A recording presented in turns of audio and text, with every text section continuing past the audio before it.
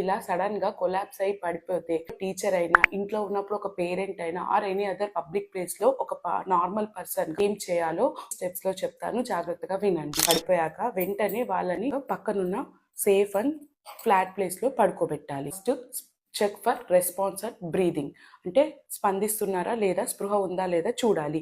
చిన్న పిల్లలైతే కాళ్ళ మీద తట్టాలి, పెద్ద పిల్లలైతే భుజం మీద తట్టాలి. అందించకపోతే వెంటనే శ్వాస చెక్ చేయాలి. శ్వాస తీసుకోవడం చెక్ చేయడానికి 3 మెథడ్స్ లో ఏదో ఒక మెథడ్ ఫాలో అవ్వచ్చు. Look, listen, feel.